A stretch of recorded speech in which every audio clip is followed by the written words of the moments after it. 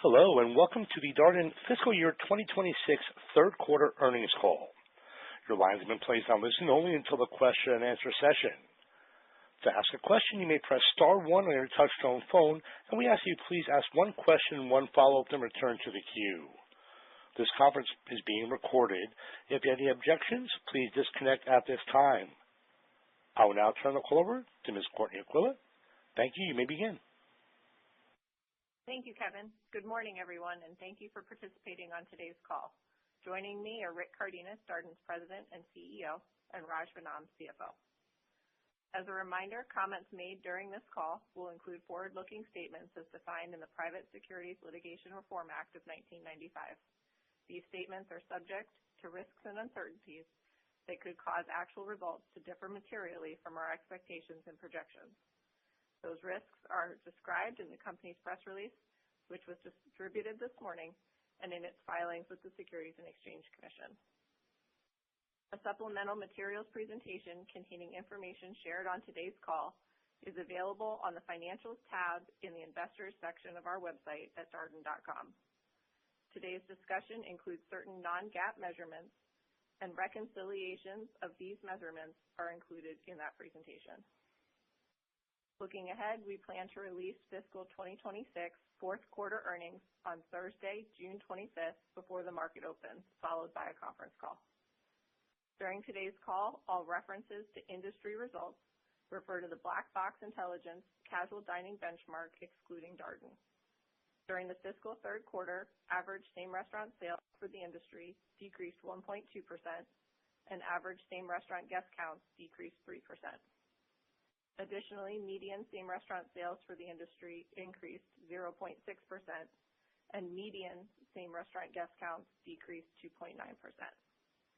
This morning, Rick will share some brief remarks on the quarter, and Raj will provide details on our third quarter financial performance and share our updated fiscal 2026 financial outlook. Now I will turn the call over to Rick. Thank you, Courtney. Good morning, everyone. We had a very strong quarter. We generated $3.3 billion of total sales, 5.9% higher than last year, driven by same-restaurant sales growth of 4.2%. We've been consistently outperforming industry same-restaurant sales, and this quarter our gap widened as each of our four largest brands exceeded the industry by more than 400 basis points. All of our segments delivered positive same-restaurant sales as our restaurant teams continue to be brilliant with the basics, once again leading to impressive guest satisfaction scores. Our restaurant team's ability to consistently deliver exceptional guest experiences is enabled by historically high team member and manager retention levels that we are seeing across our businesses. We began the quarter with very strong holiday sales, and several of our brands generated record Valentine's Day sales, reinforcing that guests choose the brands they trust for these special occasions. We also opened 16 new restaurants during the quarter, and we remain confident in our ability to deliver our planned openings for the fiscal year. Olive Garden delivered positive same-restaurant sales of 3.2% for the quarter, driven by strong operational execution, even with 3 fewer weeks of price-pointed promotions than last year. The restaurant teams are focused on ensuring every guest is offered a free refill on breadsticks and soup or salad. This led to new all-time high guest satisfaction score for service and matched their all-time high for overall guest satisfaction. In January, Olive Garden completed the rollout of the lighter portion section of their menu, adding 7 more dishes under $15. This platform provides their guests with more choice by offering additional smaller portions of popular dishes at a lower price, and is offered in addition to the Olive Garden's regular portion sizes. Since these are existing menu items, there is minimal operational complexity, and the restaurant teams can execute at a high level. The lighter portion section of the menu is clearly resonating with our guests and their restaurant teams. In February, fan favorites returned with 4 cheese manicotti for a limited time starting at $12.99. Olive Garden also reintroduced 2 past favorites, ravioli di portobello and braised beef tortelloni, meaning strong guest affinity for familiar, craveable dishes. Building on last year's successful reintroduction, Olive Garden recently launched Buy One, Take One, and is extending the offer for one additional week versus last year. With the same starting at price point of $14.99, guests can choose one entree for their dining experience and then take a second entree home. To give guests even more reasons to enjoy it, this year's offer features a new rigatoni alla vodka entree for a limited time. Olive Garden is supporting buy one, take one with increased media.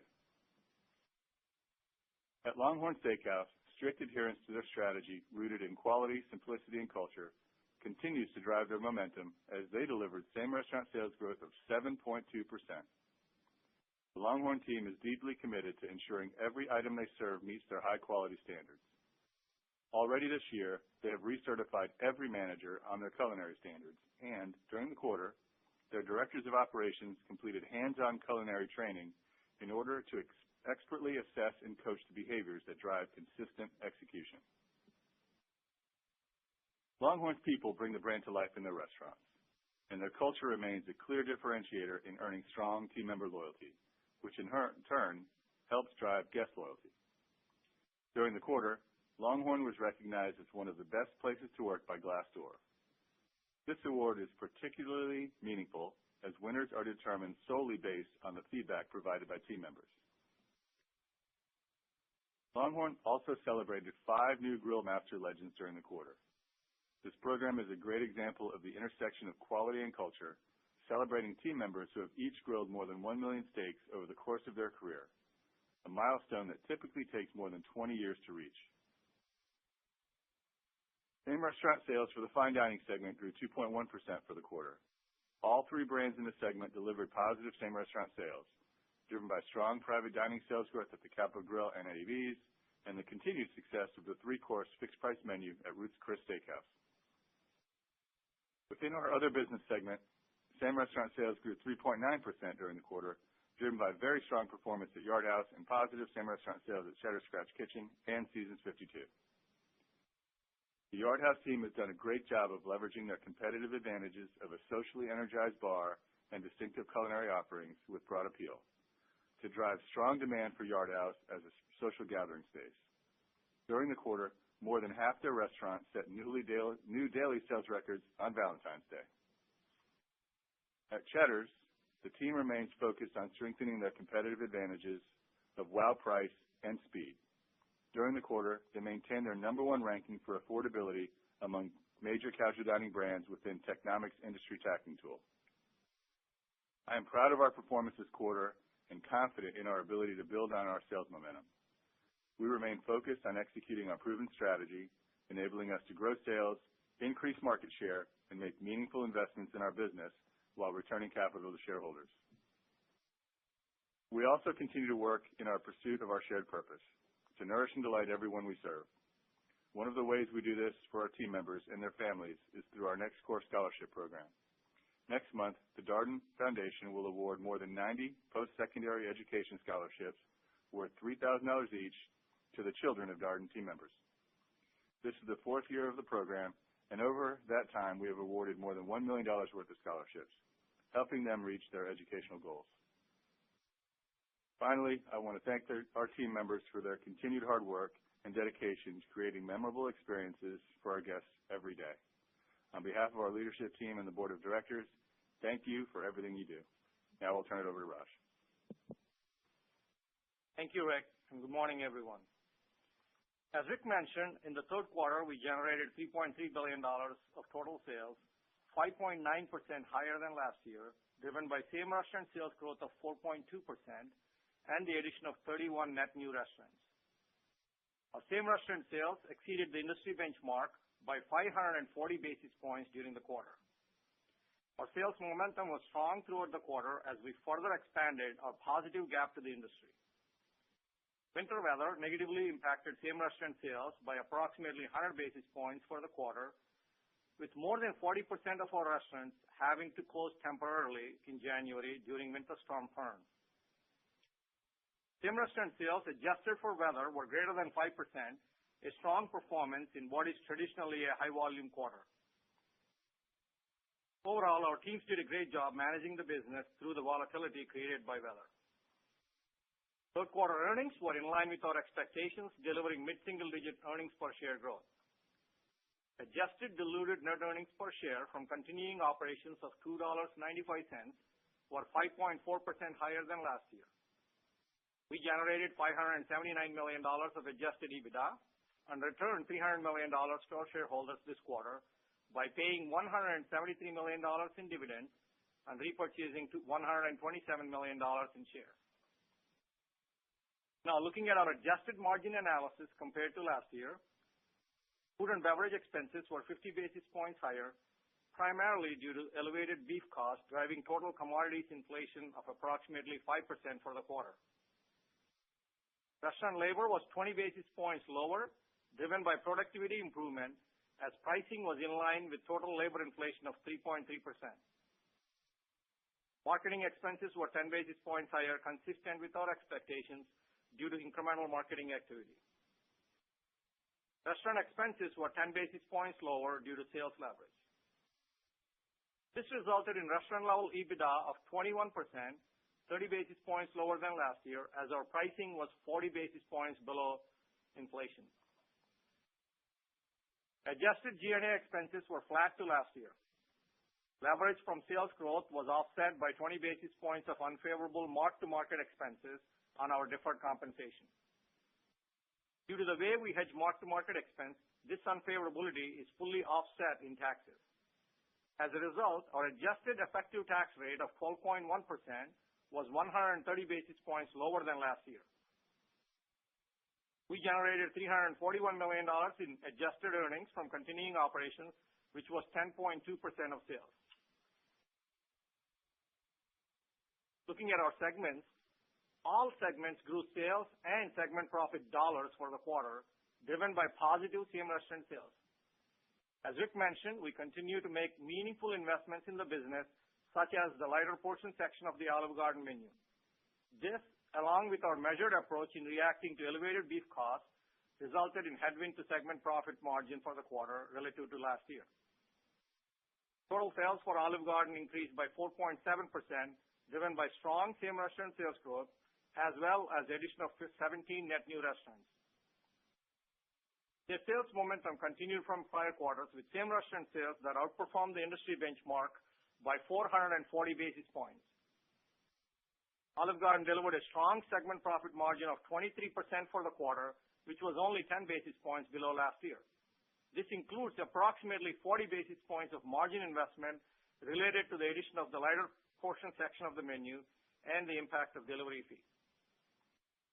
At LongHorn, total sales increased 11.2%, driven by same-restaurant sales growth of 7.2% and the addition of 22 net new restaurants.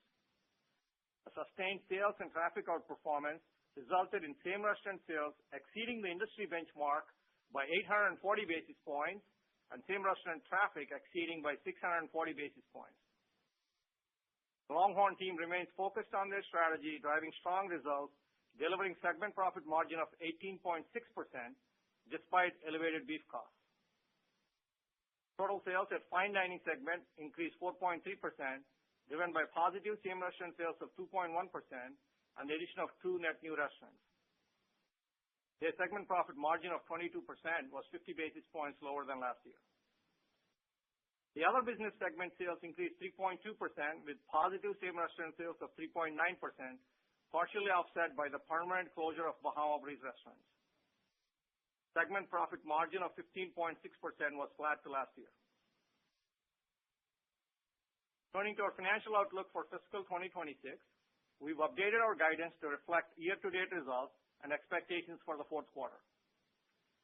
We now expect total sales growth for the year of approximately 9.5%, same-restaurant sales growth of approximately 4.5%, approximately 70 new restaurant openings, commodities inflation of approximately 4%, an effective tax rate of approximately 12.5%, and adjusted diluted net earnings per share of $10.57 to $10.67, including approximately 25 cents related to the addition of 53rd week.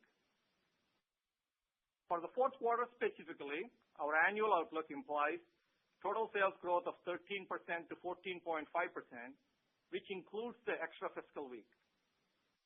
Same-restaurant sales growth of 3.5% to 5%, incorporates the strong trends we have seen through the first 3 weeks of March. We expect adjusted diluted net earnings per share between $3.59 and $3.69.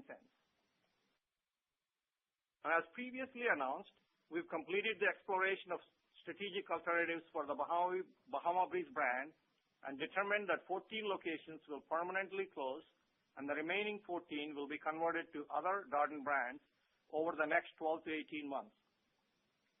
We believe the conversion locations are great sites that will benefit several of the brands in our portfolio. Our team members remain a priority throughout this process. A majority of team members, including more than 70% of managers who are impacted by the permanent closures, have already been placed in new roles within the Darden portfolio. Additionally, we intend to keep the restaurant teams from the conversion locations with the new brand or other Darden brands. We do not expect these actions to have a material impact on our financial results. Now, looking forward to fiscal 2027, I would like to provide our thoughts on a few items. First, we expect to open between 75 and 80 new restaurants in addition to converting 14 Bahama Breeze locations to other Darden brands. Next, we expect to spend approximately $850 million of capital on the following: approximately $475 million for new restaurants, approximately $25 million for the 14 Bahama Breeze conversions, and approximately $350 million related to ongoing restaurant maintenance, refresh, and technology.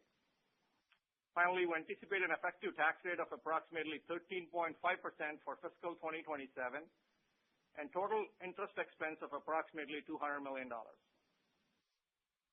In closing, I want to commend our teams for their outstanding efforts in serving our guests. Their dedication is reflected in the strong financial results we delivered and our continued outperformance to the industry. We remain confident in our ability to grow sales, manage costs, and deliver value to our guests and shareholders. Now we'll take your questions. Thank you. We'll now be conducting a question and answer session. If you'd like to be placed in the question queue, please press star 1 on your telephone keypad. If you'd like to remove your question from the queue, please press star 2. A confirmation tone will indicate your line is in the question queue. And as a reminder, we ask you please ask one question and one follow-up, then return to the queue. Our first question today is coming from Brian Bittner from Oppenheimer. Your line is now live. Thank you. Good morning. Just as it relates to your same-store sales guidance, the implied outlook for the fourth quarter is that 3.5% to 5% range, which is very impressive. And that's happening despite much tougher comparisons, I think, of nearly 400 basis points in the fourth quarter. I think investors in general have been pretty worried about this multi-quarter stretch of tougher comparisons upcoming. So can you help us understand what do you believe is driving the ability to lap these, so far at least, with such ease, particularly at Olive Garden? Good morning, Brian. Let me start. And, so as we look at guidance for next year, this is, I think people are looking at this, quarter to quarter, tougher comparisons towards this last year. But the way we think about it is, what are the drivers of the business? And how do we build, continue to build growth or gain growth over time through the initiatives we have? And I think we've shown that over time, we achieve what we commit to. We've been able to show that we can grow. And so as we look at specifically with respect to Olive Garden last year, you said it's a tougher compare, but if you think about the drivers of growth last year were primarily two. One was buy one, take one returning for the first time since COVID, and second was the first party delivery. Well, guess what? Those two are still in place today. And we are extending our buy one, take one by an additional week. And Rick mentioned we're also supporting that with additional media. So, we build a plan and we build an estimate based on the initiatives we have in place, taking into consideration the macro factors. And I think we feel good about what we're guiding here. And I don't know, Rick, do you want to add?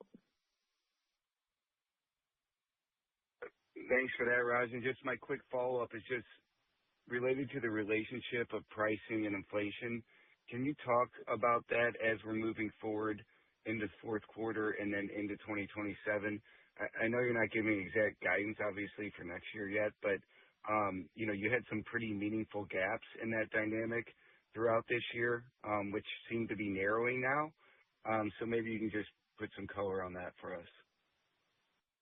Yeah, Brian, look, I think we've had a pretty, big underpricing of inflation through the first 3 quarters. As we get to Q4, we expect our pricing to catch up to inflation.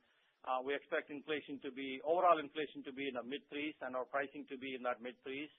And I think if you look at our implied guide for Q4, you can see the power of that, right? When we start coming close to pricing close to inflation, you see the margins grow meaningfully, and that's what you're seeing in the implied guidance for the fourth quarter.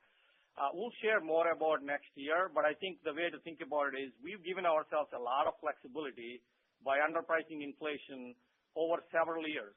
And we feel like, we have, across the industry, when you look at, we have more power than anybody else in terms of being able to price to cover inflation.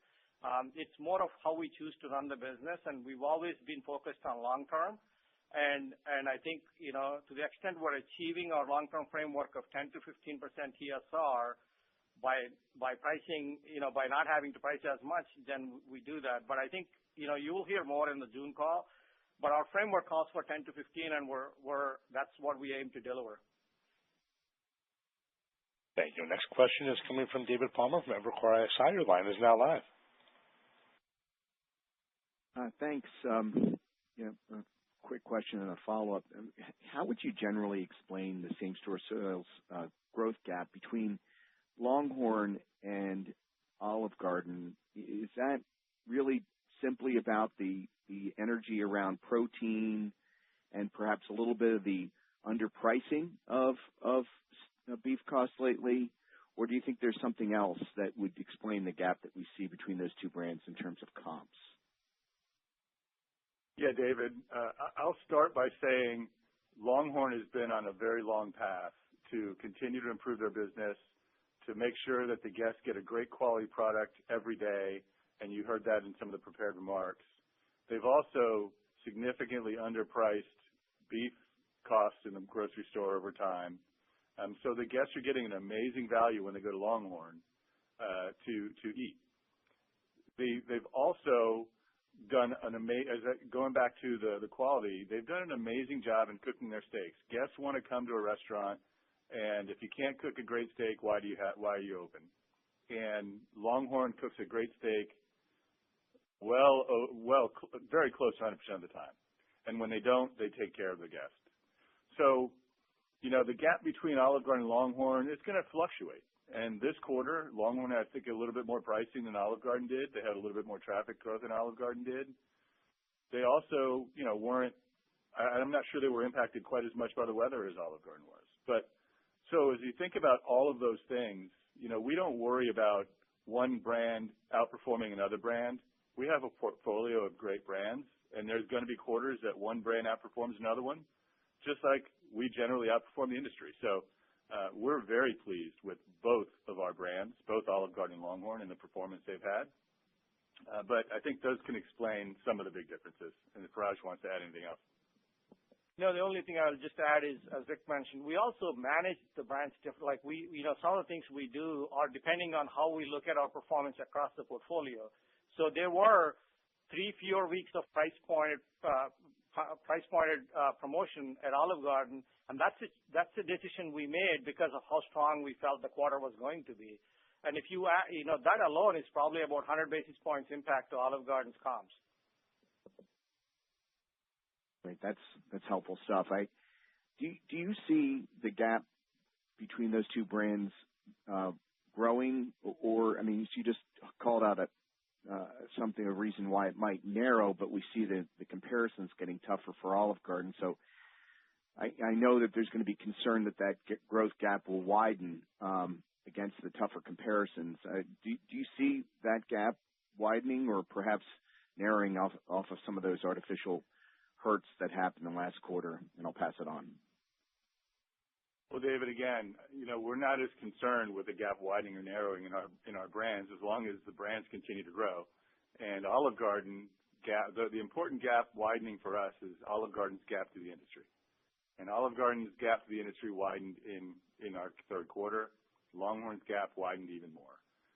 In the long run, though, law of large numbers, Olive Garden and Longhorn will probably converge over time. I can't say it's going to happen in Q4. I can't say it's going to happen next year. But over time, as long as we're not doing anything significantly different in promotional cadence or other things, you would expect those gaps to narrow a little bit. But maybe Longhorn will be above Olive Garden for a while. We just can't tell you exactly when that'll converge.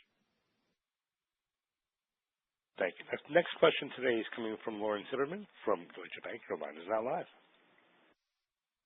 Thanks a lot. Congrats on the quarter. I'm going to start with just the increasing gas prices. It sounds like you really haven't seen much of an impact given the quarter-to-date strength. But any thoughts on whether there could be a delayed reaction from consumers and any color on what you've seen historically with high gas prices and how that's impacted different brands? Yeah, Lauren, as quite a few of you have written, the data doesn't show a really strong correlation between gas prices and restaurant spending. I would say historically higher gas prices had more of an impact on durable goods and less of an impact on services. And I've been through a number of these cycles. I don't know how many. When there's a sudden and significant price increase in gas, there can be a brief pullback, but that's usually in a few weeks. And if you recall, the sudden increase in gas prices were a couple of weeks ago. So, and we still had a pretty darn good quarter. The biggest driver we see in traffic for restaurants is GDP. So if gas prices remain high for a long period of time and make a big impact to GDP, there may be some softness. But in general, we're not too worried about gas prices, and we'll be able to react however we need to if they stay really high for a while. Great. Thank you for that. And just to follow up on the Q4 guide, the 3.5% to 5%, it's a fairly wide range. Any color on what you're embedding through the rest of the quarter? I know there's a lot of moving pieces, just trying to understand high end versus low end versus current trend. Thank you. Yeah, Lauren, I think it's just, look, what we're trying to embed is there's just still some uncertainty, and the range is, is there to kind of capture that level of uncertainty. But we feel like we're in a good place quarter to date, and that's taken into consideration. But we're also taking into consideration some, just the environment out there, and just trying to make sure that we don't overpromise. So we're just trying to make sure that we're being thoughtful and taking into consideration all the factors that are out there. Thank you. Next question is coming from Christine Cho from Goldman Sachs. Your line is now live. Hi, thank you so much. I would like to discuss beef prices, particularly as we look ahead to FY27. I think last call you've mentioned you're starting to see some green shoots, but seems spot prices are still trending upwards, and news of the strike also seems to be an incremental headwind. Could you kind of share your directional thoughts on beef and your locked-in rates for the next few quarters ahead? Thank you. Hey, Christine. So let me start by saying, look, as far as fiscal 2027, we want to wait till June to provide more specifics. But I can tell you for Q4, we have 85% fixed price coverage. So we have actually, this is, really pretty strong coverage relative to recent past. We haven't been able to cover that much in the last several years. So that's a good thing. The other thing is we are starting to see some willingness from suppliers to contract further. So we have started to lock in some things for fiscal 27, probably well ahead of where we would have been a year ago or the last few years with respect to the next year. But I would want to wait till June to really share more specifics. Now, the other thing around the price, look, there are a lot of dynamics in terms of happening on the supply side. And so we're not expecting things to get significantly better on the supply side. But look, there's still double-digit demand destruction that we're seeing even in February in retail, right? So I think ultimately where it lands will depend on what happens with the demand as prices go up. Thank you so much. I'd like to also circle back on the lighter portion menu rollout at Olive Garden. Any color on how the incident rates trended since the launch, and is the mix impact kind of tracking in line with your expectations? Also, any new learnings on the guests that are choosing these items? Does the uptake appear primarily value-driven or more kind of health or GLP-1 motivated? Thank you. Hey, Christine. I would say we finished the launch in January, mid-January of this year, with the rest of the divisions going live. And those divisions are seeing kind of the same trends as the divisions that we launched earlier. The good news is we're seeing increased frequency in the guests that are ordering these lighter portions.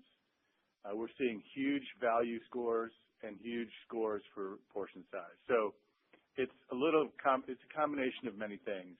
We do know that the Olive Garden menu has abundant portions, and abundant means different things to different people.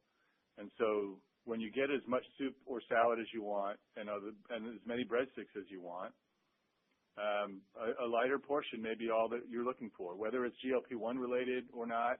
I don't think it's just GLP-1s. I think a lot of people want smaller portions if you get all these other things. And as I said, portion size ratings have gone up significantly and value ratings have gone up significantly for those items. And we have seen increased frequency in the guests that are ordering it. It's a significant increase in frequency. Last I'll say is a lot of the preference is happening at the weekend lunch when we don't have a lunch menu. So there's a good reason for this lighter portion menu.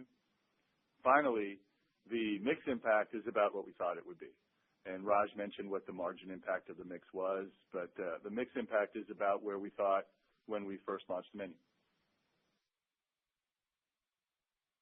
Thank you. Next question today is coming from Chris Carroll from KeyBanc Capital Markets. Your line is now live.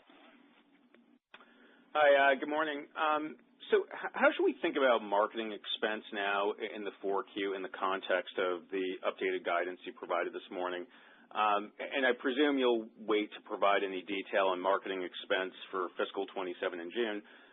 But any thoughts on how you're thinking about marketing at a higher level here in a potentially more volatile macro backdrop would be helpful. Yeah, Chris, I think we've been very clear throughout the year that we expect marketing to be within 10 basis points as a percent of sales last year. And that's really how we're looking at it because, one of the things we had this year that we mentioned on the calls was we had an RFP for media buy that translated into meaningful cost saves. Actually, north of 10 basis points is a percent of sales. So that's actually going, helping us increase marketing activity. Even in quarters where you don't see a growth as a percent of sales, we're actually buying more because we have those savings to help. Okay, got it. Thank you. And then I guess maybe to give Olive Garden a little bit of a break here, but maybe changing directions a little bit. Can you comment on the improvement that you saw in the fine dining segment? How are you thinking about the segment going forward? And how much of a benefit to the comp in the quarter was from the strong Valentine's Day that you mentioned? Thanks. Yeah, Chris. As we mentioned, fine dining, all three fine dining brands were positive same restaurant sales in the quarter. It wasn't just driven by Valentine's Day. I don't even think that would be a meaningful, maybe tens of basis points for the whole quarter for Valentine's Day. We had a really good private dine, as we mentioned, for Capital and Eddie V's. And I will say this 3-course price fix menu for Ruth's Chris is really resonating. We ran it for I think 5 or 6 weeks this quarter, and it's resonating with guests. We're seeing guests that were lapsed to Ruth's Chris come back, and we're seeing guests that have ordered that come back. So we think this is a good platform for them. And we're really pleased with the fact that fine dining, all the brands in fine dining were positive this quarter. It's been a little bit of time since that's happened. And we can't tell you what we think going forward, but everything we have is contemplated in our guide, and, our guide is a pretty strong guide. So I would think that fine dining would be doing okay in the fourth quarter. Thank you. Next question today is coming from Sarah Senatore from Bank of America. Your line is now live. Wait, quick housekeeping. I think I missed it. Can you run through the price and mix that were in the traffic and in the comp, and maybe give a little bit of color on, I think you mentioned a Longhorn had more price than Olive Garden, but just how the brands compared to the average. Yeah, Sarah. So at the Darden level, our comps were 4.2. Our check growth was 3.5. Pricing was basically 3.4. So I think 10 basis points of positive mix. When you look at Olive Garden, their pricing was 2.8, but they also had catering help. Catering grew by about 130 basis points, which we don't count as traffic, but that's really for all practical purposes, that is increase in traffic. So if you take that into consideration, their traffic was up basically 100 basis points. And then they had some investment, like we talked about, the investment in lighter portions impacted the check by roughly 60 basis points. Uber fees helped a little bit with about 50. So, I mean, the way we look at it is Olive Garden's comps, while the traffic we print might be negative 0.4, when you add back the weather and the catering, that's basically a positive 2 comp on traffic. And for Longhorn, the same restaurant sales of 7.2 included traffic of 3.3 and the check growth of 3.9. Pricing was 4.4, so they had a negative mix of 50 basis points. Okay, thank you. That's very helpful. And then I guess just in terms of, the decision to run, fewer weeks of price point and promotions, as you said, maybe 100 basis points, but then this quarter running an extra week of the buy one, take one and supporting it with more marketing. Presumably all of those things were planned well in advance, but I just wanted to kind of confirm that because I wasn't sure if the decision to go from fewer weeks last quarter to more, one more week this quarter indicated something about kind of the promotional intensity or what the results were versus your expectation. Just trying to kind of reconcile those two decisions, or maybe it's just tougher compares or something else entirely, but just curious about that. Yes, Sarah. We can't, I would say as big as Olive Garden is, we can't move on a real big dime here. We had planned both of those things quite a while ago. So we had planned running fewer price pointed weeks in Q3 and planned on adding a week of to buy one, take one in Q4 well early in this fiscal year, maybe even before the fiscal year started. And the reason that we moved the 3 weeks out, we eliminated a promotion in the third quarter because we believed that weather would get back to a normal 5-year average, and so we'd have some weather tailwinds for us this quarter while there were headwinds. So, that was just something that happened. And Raj kind of mentioned what would have happened if there wasn't that kind of weather headwind. We would have had a 2 comp in traffic. So we plan these long time ahead of time. This is not a reaction to promotional intensity anywhere else. If you recall, when we added Never Ending Pasta Bowl, we came back, I think it was 7 weeks, maybe 8 weeks. And then within a year or two, it was up to 12. So that was a decision and a planned decisions we made. I can't tell you the buy one, take one will get to 12 weeks, but I can tell you that when we launched buy one, take one last year, we never intended it to be as short as it was. Thank you. Next question today is coming from Jon Tower from Citi. Your line is now live. Hey, thanks for taking the questions. Maybe starting, could you dig into the delivery at Olive Garden during the quarter? I think you've been running about 4% mix last period. Did much change? And going forward, how are you thinking about pulsing it as you're moving into the fourth quarter? Obviously, there's a different macro dynamic happening right now, and that's a higher price. Well, not a high. There's the delivery fees on top of it. So I'm just curious if there's going to be a brighter spotlight on that relative to previous quarters. Yeah, John, a couple of things. Uber was 4.7% of sales for Q3. Now we did do some media support. So when we took that 4-week promotion out, so 3 weeks less price pointed, when we took that one out in January, we replaced it with just a delivery message that had no offer. It was just, hey, Olive Garden delivers. And then in February, we added an offer to the Olive Garden delivery, to free delivery like we did last year. And so, last year in Q3, we were roughly 0.8 in delivery. Last year in Q4, we were 3.5. So you saw that big jump when we started marketing delivery in Q4. So I would say that in Q4 this year, I'm not going to tell you if we're going to do marketing for delivery, but if we do, it'd be a secondary message. And I would think that the jump in delivery from Q3 this year to Q3 last year won't be the same in Q4 because that's when we had the big spike. But we still believe that delivery should be a little bit higher than last year. Okay, great. And maybe, obviously it sounds like the lighter fare or lighter portion menu at Olive Garden, it sounds like it's a pretty good success early on. I'm just curious, as you're looking across the rest of your brands, I know each one's a little bit different, but is that an opportunity to bring to other brands within the portfolio, or the guests just a little bit different? Yeah, we've said this before. I think Longhorn has done some of this already. Longhorn did this at lunch years ago, and lunch is growing pretty fast. And with a good lunch platform, smaller items, sandwiches, etc., that's grown over time. And they already have different sizes of some steaks. So if you think about their filet, they've got two different sizes of filet. They got sirloins. They've got two different kind of ribeyes. One's bone-in, one's not. They've got different sizes for chicken, different sizes for salmon. So they kind of have a lot of that already. But they are looking at other things that they can do to bring portions that might not be as big for people that don't want such a big portion. The same thing with Ruth's Chris. If you think about the price fix menu at Ruth's Chris, it's one of their smaller fillets, et cetera. So we have opportunities in all of our brands to look at something like this. It might not be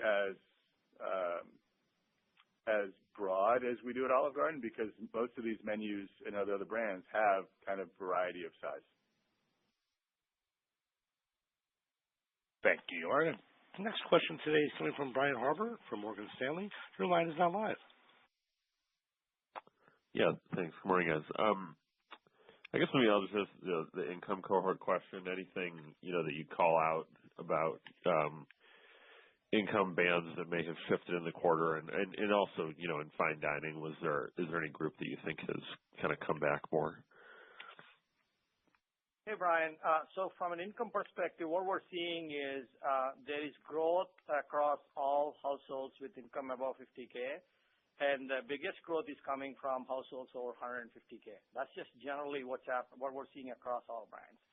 As we look at fine dining, we're seeing decent growth as we start to go above 150K as well, but 200K plus is where we're seeing the most growth.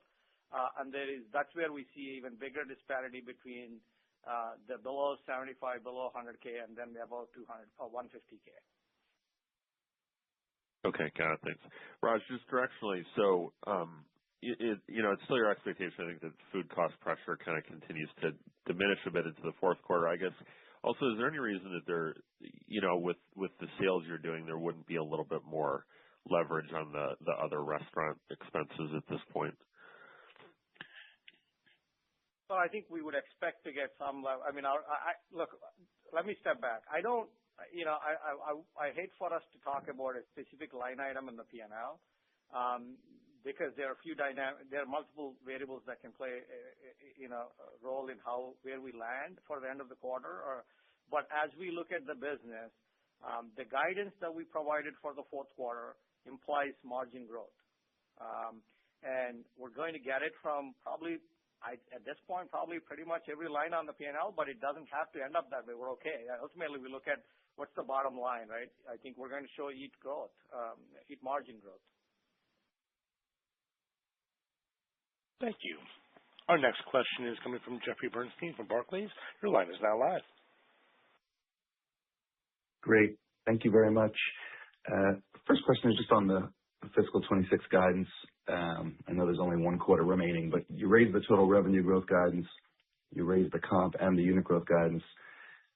but X the incremental nickel, I guess, from the 53rd week, seems like the implied fourth quarter EPS guidance is still somewhat in line with the street. I'm just wondering how you think about maybe what's preventing the greater EPS upside, especially as total inflation guidance seems to be unchanged. Just trying to get a sense for how you think about that going from the top line to the bottom line as we think about at least the upcoming quarter. Hey, Jeff. Look, we are not.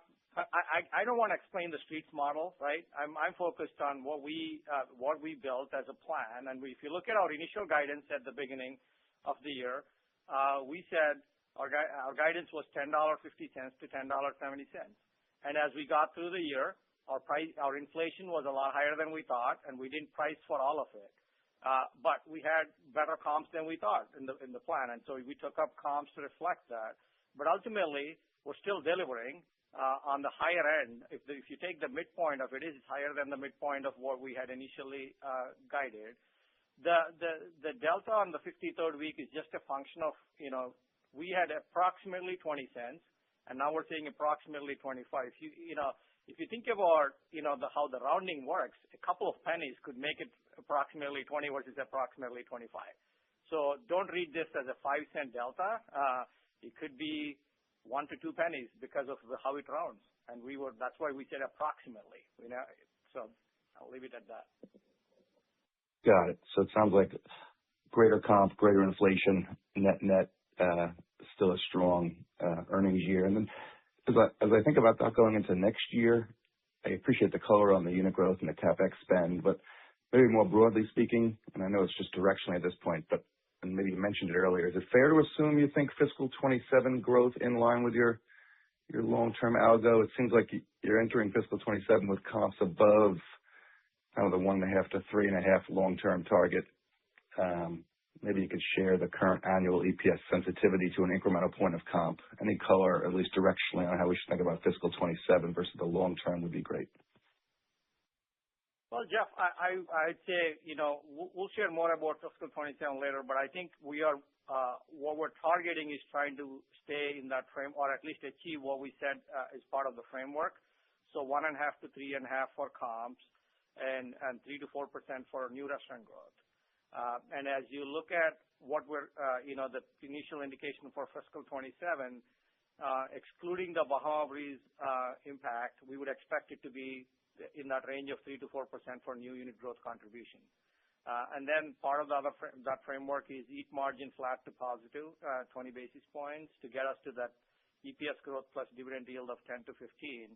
And I think that's kind of what we would plan for. Any given year, it might be a little bit different, but that's what we target long term. At this point, I don't see a reason why we wouldn't be there, but who knows? We'll give you an update in June. Thank you. Our next question today is coming from Jim Salera from Stephens. Your line is now live. Good morning, guys. Thanks for taking our question. Raj, earlier you had talked about double-digit demand destruction at retail for beef, and I can't help but draw a line between the strong results at Longhorn and then that commentary. So are you able to give us any context? Are you seeing consumers who forego buying beef at the grocery store then showing up at Longhorn in a way that's actually a tailwind to your traffic at Longhorn because they're nervous about preparing it, so they show up to have you prepare it for them instead? Hey, Jim, this is Rick. In times of high beef prices in the grocery store, you generally see a little bit more consumer going to a restaurant to get their steak. When a consumer has to cook a very expensive steak at home and they mess it up, they still have to eat it. When a consumer goes to a restaurant and orders a steak and we mess it up, we eat it, and they still eat a great steak. So I think that's part of the reason, but I can't tell you that we have data to say that a consumer says, I saw this price in a grocery store, I decided not to do it, I'm going to go to Longhorn instead. We've got great data. We've got the best data and insights in the space, but we don't ask our guests that question, so we don't know. And then maybe one follow-up question, given the traffic outperformance for the Darden as a whole relative to the industry. How much of that is incremental frequency from existing guests who are just satisfied with the menu innovation and some of the portion size offerings versus you winning share from other peers within the group? Yeah. Look, we're getting from both. When we look at our frequency, we are seeing frequency increase across the portfolio from the guests, but we're also getting new guests. So it's a combination of that. It's just the data that we look at probably shows that a little bit more from increased frequency, call it 60/40, I guess, or 65/35, in that range.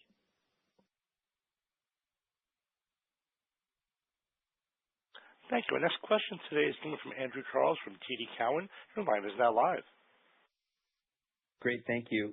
Rick, catering at Olive Garden continues to grow pretty nicely despite lapping several quarters since the large growth began. So what do you attribute that to? Hey, Andrew. Growth at Olive Garden is about execution. So I didn't hear your very first word. So I want to make sure I'm answering what growth you're talking about at Olive Garden. It was catering. Catering growth. Oh, catering growth, it's a great deal at Olive Garden. And we do an amazing job at getting it to the guest at the exact time they want it. And we have a good digital platform to do it. So catering is a very strong support for us, and it's probably one of the best values at Olive Garden. And, and then we have a delivery part of catering that we do our self-delivery. It's our highest rated part of anything we do at Olive Garden. So what guests want for catering is they want to make sure they get the food that they ordered, they get it on time, and it's a great value. And Olive Garden checks all three boxes every time. Gotcha. And then, Raj, is it fair to assume that a good portion of the converted Bahama Breezes will be Olive Gardens, just given similar square footage combined, as well as Olive Garden is one of your highest ROIC brands for new stores? Yeah, Andrew, this is Rick. I wouldn't say it's fair to assume that most of the conversions will be Olive Garden. There's 14 conversions. Olive Garden is pretty much almost everywhere Bahama Breeze is. So I would say it's fair to assume that that Olive Garden will have a couple maybe, but they won't have a lot of them. Thank you. Our next question is coming from David Tarantino from Baird. Your line is now live. Hi, good morning. First, a clarification on Raj's comments about next year and the total shareholder return being in line with your normal framework. Are you adjusting for the lapping of the 53rd week, or maybe you don't need to adjust and still hit that target range? But I guess could you clarify whether we should be making any adjustments to your comment? Yeah, David, I would say we always look at it on a 52 to 52 because that's the right comparison. But what is the 53rd? What is it going to look like? I mean, you'll find out in June. I mean, at this point, long term, it's really 52 to 52 is the right comparison. Great. Thank you. And I guess my real question, Raj, is about the commodity cost outlook. I appreciate you don't want to give specifics for next year, but just wondering directionally if the spike in oil prices and hence distribution costs is going to have any material impact on the outlook for commodity costs, for you and for the industry for that matter. And I guess, you would probably have a competitive advantage with your supply chain, but just any thoughts on that topic would be helpful. David, I don't want to speculate, but I will, but if you look at where we are expecting the inflation for commodities for this year to be, which is 4%, our thinking from where we're sitting now for next year directionally should be better than that, even with some of the recent news, but we'll provide an update in June. Thank you. Our next question is coming from Danilo Gargiulo from Bernstein. Your line is now live. Thank you. Rick, I was wondering if you can elaborate more on the turnover rate being particularly low. Is that a function of what you're doing, where you are in the market, or is that something that you're seeing across the board for the industry? And was that the primary driver for the labor productivity improvement that you've seen this quarter? And if that's the case, for how long do you expect the low turnover to last? Yeah, Danilo, I would say our turnover, our retention has continued to outpace the industry. Ours is getting better faster than the industry is. And I would attribute that to a great employment proposition that we provide. We give our team members opportunities to grow, and that gives them a chance to come into the industry and get life-changing manager jobs and above. And so almost all of our brands are at record turnover levels, and the ones that aren't are pretty darn close. And the industry data is getting a little bit better. So when we think about labor, low turnover helps labor costs because you've got more productive employees doing the job. You've got less need to hire and train. We do still train, but we cross-train them, but we spend less money on new hire training. So that should help us as long as we keep our turnovers moving in the right direction. Then our labor productivity should get slightly better. We may invest some of that. As we mentioned, we always find ways to invest in the guest. And if we get some things that are much better than we would expect, we would probably give some of that back to the consumer in the form of either better service or better pricing or better food. Thank you. And then from Raj's comments earlier, one could infer that maybe 2027 could be more elevated pricing versus 2026, a little bit above inflation perhaps. And historically, with pricing above inflation, the guest count could be more reused. And so I'm wondering what kind of initiative, even at a high level, do you think you could be deploying in 2027 to perhaps counterbalance this and still have a guest-driven growth for your brands? Thank you. Hey, Daniel, I think let me start and then maybe Rick can add to that. So I don't want to signal anything specific to 27 with respect to pricing versus inflation. What we're talking about is we've given ourselves a lot of room over the last, essentially since COVID, by underpricing the full-service CPI by almost 1,200 basis points, even grocery by 400 basis points, and so we feel like if we need to take price, we can take it, and we can be smart about it without impacting the guests. Part of the reason being, cumulatively, we're in a much better place. Our relative value position is really strong. So we don't necessarily think if there is a year where we take a little bit more or actually in line with price, that's all of a sudden that becomes a headwind to guest count. That's not how we view it. Yeah, and Danilo, I would add to that. Even if we price at inflation, and we anticipate commodities being a little bit better over time, then it wouldn't be a huge price for next year if we do that. But I would also add that again, we keep investing in our team, in our product, and what we serve to the guest.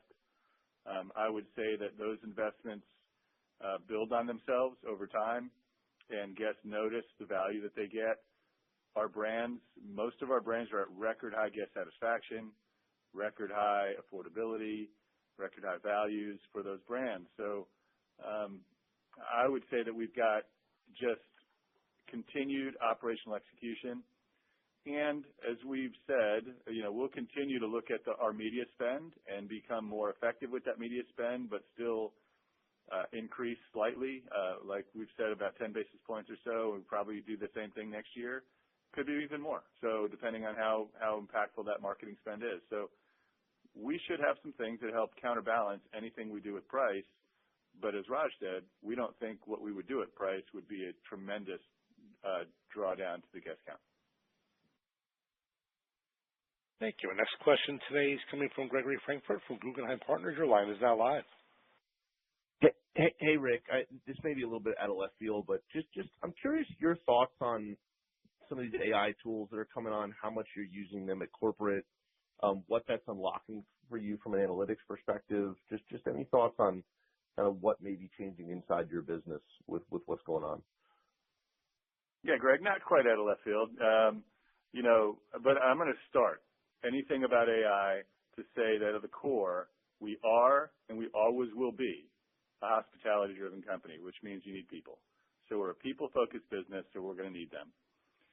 But our teams do an incredible job every day. We're using AI, machine learning, and for is to give our guests, or our managers, a much better forecast of their business so they can schedule better. Plus, we're using tools to that to make them write better schedules.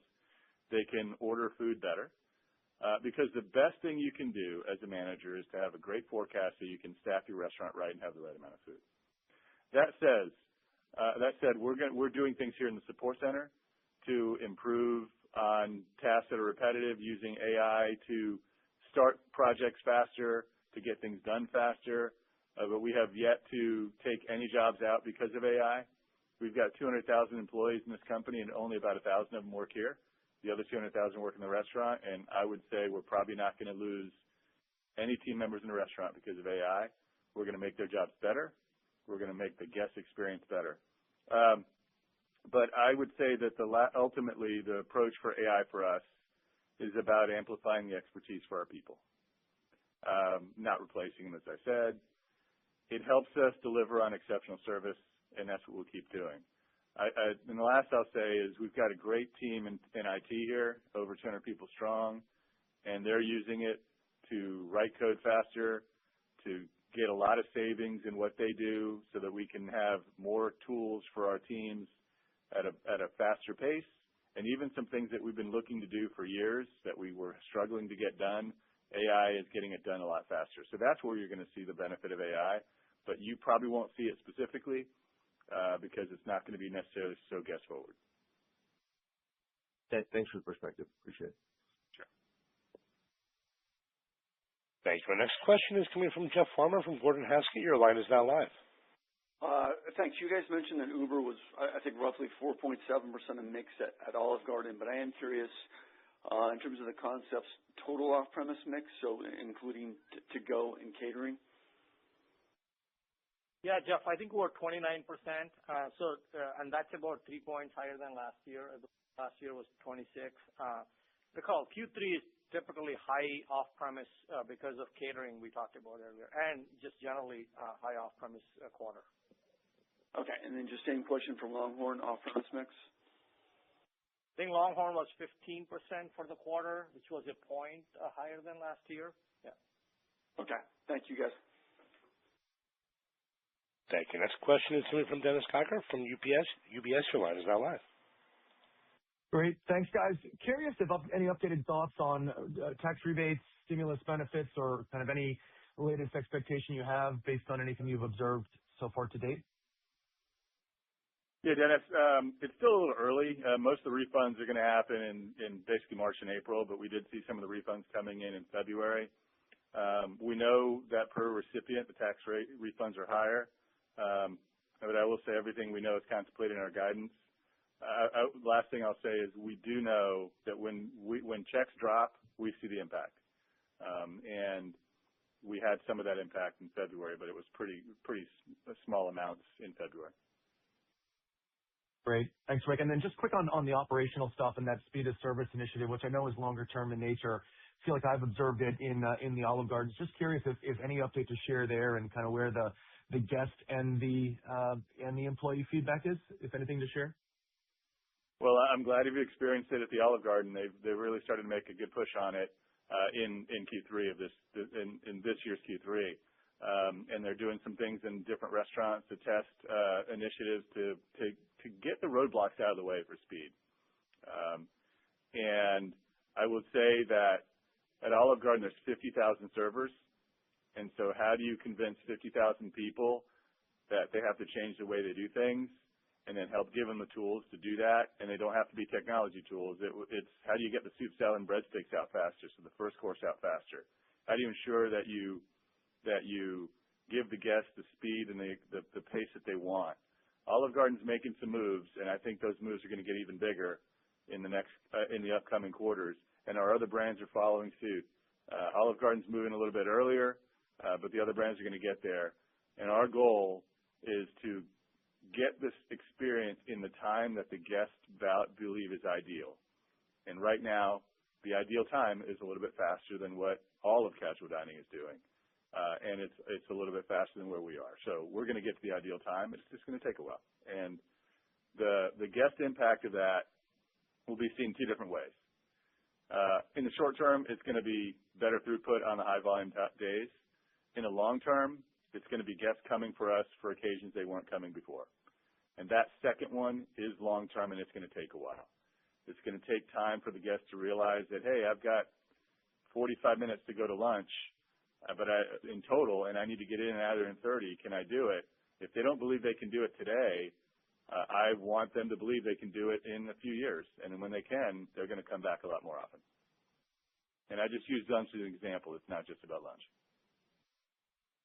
Thank you. Next question is coming from Andrew Strelzik from BMO Capital Markets. Your line is now live. Hey, thanks for taking the question. Apologies if I missed this, but you lowered the commodity inflation guidance from 4 to 5 down to 4. What was the driver of that within the basket, and was that more 3Q related or 4Q related? And then I guess related to that, keeping the overall inflation at 3.5, was there anything as an offset to the lower commodity inflation, or is that just kind of rounding? Yeah, Andrew, it's really rounding because we see approximately 3.5. But as we look at, when you look at commodities specifically, there was some favorability. Most of the favorability that we have versus the prior estimate is in beef. I think we expected Q4 to be more in the double-digit range, and it ended up being high single digits. And we had some offset on the favorable dairy that's helping partially offset. So I would say those are the two drivers in terms of the change. Again, we're talking about tens of basis points of change because we were saying, I think earlier, 4 to 4.5, and we're now approximately 4 for the year. Yeah. Okay. And then with the step up in new units for next year, I know it's only a handful incrementally, but should we assume that most of those are Olive Garden and LongHorn, or is that a little more broad-based? Anything to call out there? Thank you. Yeah, it's a little bit more. As we look at 75 to 80, I'd say 50 to 55 is going to come from those two brands. But then, probably mid-single digits for the rest of the brands. So as you look at, I'd say Yard House, Cheddar's, and Chuy's will probably all have mid-single digit unit growth, number of units. And then the rest will come from fine dining.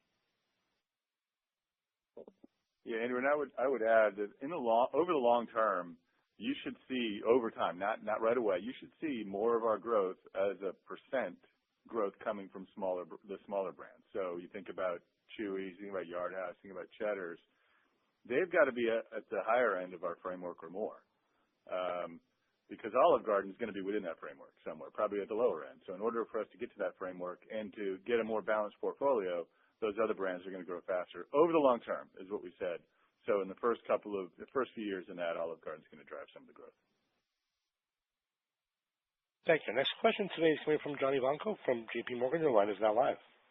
Hi. Thank you so much. The question is on operations, and obviously, perfect isn't possible in the real world. So I wanted to see the percentage of restaurants that you thought were operationally excellent today, and I think the converse of that is the percentage of restaurants that you may have an opportunity to significantly improve your operational improvement, especially as the labor market might be more willing for you to do so.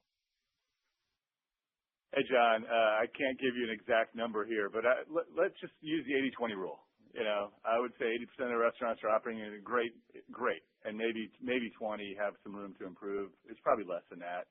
I will say that our dissatisfaction, which we measure guest satisfaction, but our dissatisfaction at our brands are pretty much at all-time lows. So, and I'm talking about low single-digit dissats in our big brands. And that is pretty amazing when you consider where dissatisfaction rates can be in casual dining and any dining or any service. Okay. Yeah, definitely. And yeah, listen, I mean, some people, aren't going to be happy with perfect, so low single digits is very good. Let me ask a separate question in the interest of time. Greg asked about AI, and I think specifically on a corporate level. You mentioned having AI-driven forecasts for general managers, but within quick service, a number of these different companies are talking about, basically assistance for the general manager to help them do their jobs better, even beyond forecasting, labor allocation, food prep, what have you. Does that make sense? For casual dining broadly, does that make sense for Darden? And is that something you might be working on and see as an opportunity? Absolutely, John. And I did mention that it's for forecasting, but it is about food prep and labor management and other things. So I probably didn't put it all in there, but it's all part of that. And I think whatever we can do to make the general manager and the restaurant manager's job easier, to get them out of the office and with our guests and with our team members is what AI can help do. What I did say is we won't have it to our guests are actually seeing it in their face. But we're using a lot of that stuff already.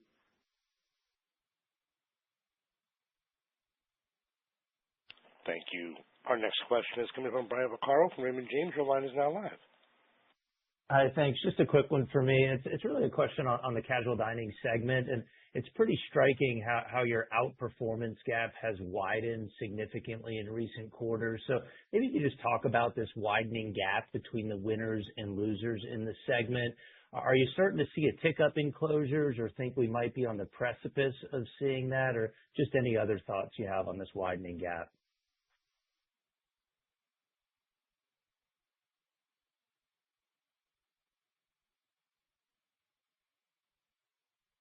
Ladies and gentlemen, please stand by. We do experience some technical difficulties. Just give me one moment, please, while I get the speakers back on the line. Ladies and gentlemen, please stand by.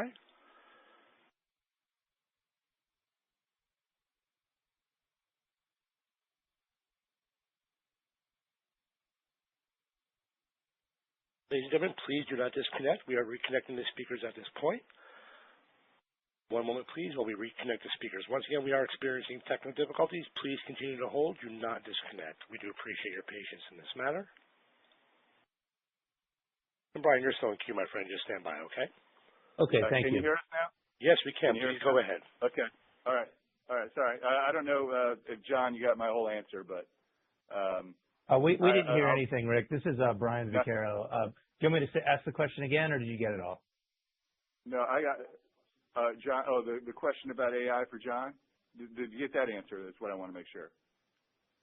Continue. Yeah, we got cut off on that, I think. So you can finish up that maybe, and then I'll ask my question.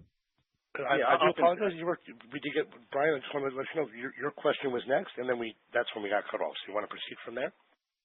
Oh, you heard all the John. Okay, all right, go ahead, Brian. Okay, great. So yeah, just a question on the casual dining segment, and it's pretty striking how your outperformance gap has widened significantly in recent quarters. So maybe you could just talk about this widening gap between the winners and losers in the segment. And are you starting to see a tick up in closures, or think we might be on the precipice of seeing something like that? Just any broader thoughts on this widening gap? Hey, Brian, I would say I'm really pleased that that gap keeps widening. There are winners and losers in every industry, and especially in categories like ours, which aren't super high growth categories. There's always going to be winners and losers, and we plan to be winners. Are we seeing a lot more closings? I wouldn't say we're seeing more closings. We're seeing some bankruptcies, but that generally happens over time. We've been on the precipice of a big closings for years, and maybe one day it'll happen. I just don't know. I don't know what other companies are thinking about in their plans in the future, but restaurants that have had individual restaurants that continue to lose margin and continue to lose traffic, eventually they can't pay their rent. So some of those will close, and the good brands will kind of pick up the slack and add restaurants. But we're just going to keep performing the way we have, no matter what the situation is out there. And if restaurants close, we'll be the beneficiaries. All right, that's helpful. And then last quick one, just Raj, sorry if I missed it, but where do you see your G&A shaking out for the year in your updated guidance? Thanks again. Yeah, Brian, I think we're still looking at approximately $500 million for the full year. Q4, that implies heavier G&A in Q4 for a couple of reasons. One, we have an extra week, call it that's roughly $10 million.